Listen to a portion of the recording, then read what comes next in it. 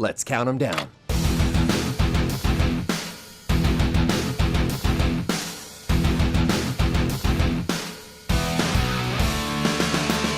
Daddy's Home 2. When it comes to these kinds of comedies, you get what you were expecting with the sequel, and Daddy's Home 2 is no different. In what feels eerily familiar to a bad mom's Christmas, the dads of the main characters from the first movie come to visit, and hilarity ensues. Though this won't be a popular statement with some, Mel Gibson is by far the funniest part of this movie. His sarcasm and scenes are the only things that work in many parts of it. Expect a lot more of the same from the first movie when it comes to Will Ferrell and Mark Wahlberg's characters. John Lithgow acts as he does in most comedies in this half-wit sort of way. You can't see a lot of John Cena in this movie, he only shows up in the last act or so to add yet another plot to an ever-growing Christmas fire that is this movie. While this isn't the worst Christmas comedy ever made, there isn't a ton in it that would really make me want to recommend it unless it's free, cheap, or you're just a die-hard fan of Will Ferrell. Next up, Marshall. This biopic based on a young Thurgood Marshall is one of those movies that takes the safest route when it comes to telling a story with darker tones.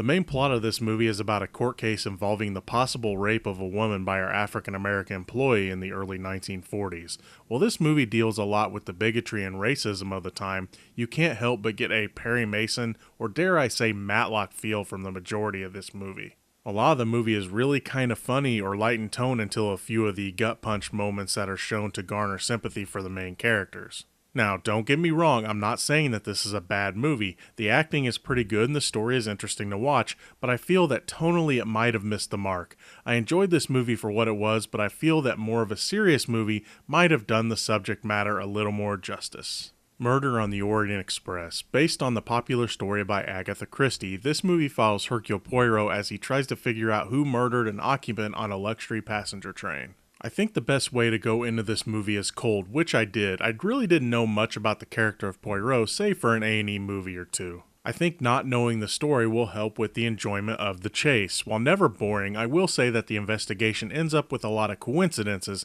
which for me gave me some thoughts about how the movie was going to go plot-wise. The overall tone of the movie was lighter than expected. For a movie about a murder, the tone for the most part is pretty light and colorful. The characters are what really drive this movie though. While the acting is a bit hammy and the characters are mostly likable given the situation, this actually helps because of where the story goes. If you like a good whodunit, then this movie is a pretty fun watch that I'd recommend. Lastly, Goodbye Christopher Robin. This movie gives a version of the true story behind the creation of one of the most beloved children's books of all time, Winnie the Pooh. After leaving London to escape the noise, which reminds him of the Great War, A.A. Milne, played by Donald Gleason, finds inspiration for the character in his son and his toys. Those looking for a magical story about how these characters were created should probably just stick with the Disney cartoons. The story told here is about how the real Christopher Robin is cast into the spotlight after the success of the book, as well as his parents not really being the most loving people. As a movie, I thought this was an interesting take on the story, though I do feel that they skimmed over the growing up part of Christopher Robin's life a little too quickly.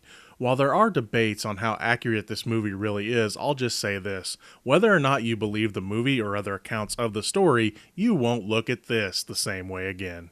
With both Marshall and Goodbye Christopher Robin having conflicting accounts about what really happened in real life, I'll put a link to History vs. Hollywood where you can take a look for yourself and decide what you want to believe about the movie's accuracies. As always, thanks for watching. I'm Gino Reynolds from The Real Gino. Till next time.